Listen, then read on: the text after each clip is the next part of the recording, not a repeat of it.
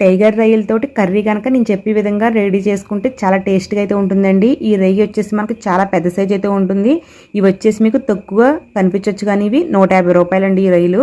ఇవి వచ్చేసి మనకి ఒక పూట కర్రీకి అయితే వస్తుందన్నమాట. వీటిని అయితే మనము ఉప్పు పసుపు వేసి అయితే శుభ్రంగా కడుక్కుని నీరంతా ఇంకిపోయేలాగా అయితే బాగా ఉడికించుకోవాలి. అలాగే 2 ఉల్లిపాయలు, 1/2 టీ స్పూన్ ధనియాలు, 1/2 టీ స్పూన్ జీలకర్ర, 3 లవంగి మొగ్గలు, చిన్న దాల్చిన చెక్క, 1 ఇంచు పొడవుతోటి అల్లం ముక్క, ఒక 5 ఎల్లుల్లిపాయ బొడ్లు, ఇవన్నీ కలిపి అయితే మిక్సీ పెట్టేసుకోవాలి.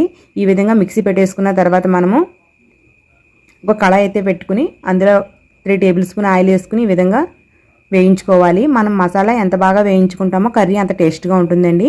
అలాగే మనము కొద్దిగా కరివేపాకు కూడా వేసుకుంటే టేస్ట్ మరింత ఎక్కువగా ఉంటుంది. వీటిని మనం బాగా వేయించుకోవాలి, అంటే రెడ్ కలర్లోకి వచ్చే విధంగా వేయించుకోవాలన్నమాట. నేనైతే బాగా ఎక్కువగా వేయించుకుంటున్నాను. అలాగే మనం టేస్ట్ కోసము కొద్దిగా 2 స్పూన్ల గసగసాలు అయితే నానబెట్టుకోవాలండి. అలాగే ఈ మసాలా వచ్చేసి బాగా వేయించుకోవాలి. ఇలా నేను వీడియోలో చూపించినట్టుగా ఈ కలర్ వచ్చేదాకా వేయించుకుంటే మీకు కర్రీ టేస్ట్గా ఉంటుంది. తర్వాత మనము ముందుగా వేయించి పెట్టుకున్న రొయ్యలను అయితే వేసేయాలి. తర్వాత చిన్న టేబుల్ స్పూన్ తోటి నేను 2 టేబుల్ స్పూన్లు కారం అయితే వేసాను. మీకు ఇంకా ఎక్కువ కారం కావాలితే ఇంకా ఎక్కువ వేసుకోవచ్చు. సరిపడా ఉప్పు అయితే వేసుకుని బాగా కలుపుకోవాలి. తర్వాత కొద్దిగా వాటర్ అయితే వేయాలండి. ఈ విధంగా వాటర్ వేసాక 2 పచ్చిమిరకాయలు అయితే కట్ చేసుకుని వేసుకోవాలి. అలాగే మనం ముందుగానే నానబెట్టుకున్నాం కదా ఈ గసగసాలని ముద్దగా నూరుకుని ఈ విధంగా తీసుకుని అయితే వేసుకోవాలి.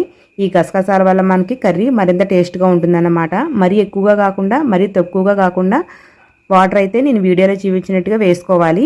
ఈ విధంగా వేసుకుని మూత పెట్టి చిన్న మంట మీద అయితే వదిలేసుకోవాలి. ఈ విధంగా 2 మినిట్స్ ఉడికిన తర్వాత మీరు చూసుకోవాలన్నమాట, అంటే నీరు దగ్గరికి పడుతుందా లేదా అని. చూసారు కదా, నాకైతే కరెక్ట్గా వచ్చింది. పైకి నూనె తేలుతుందంటే అన్నీ కరెక్ట్గా సరిపోయినట్టండి. మీరు టేస్ట్ చూసి ఉప్పు సరిపోకపోతే మళ్ళీ వేసుకోవచ్చు. కూర అయితే చాలా టేస్ట్గా ఉంటుందండి.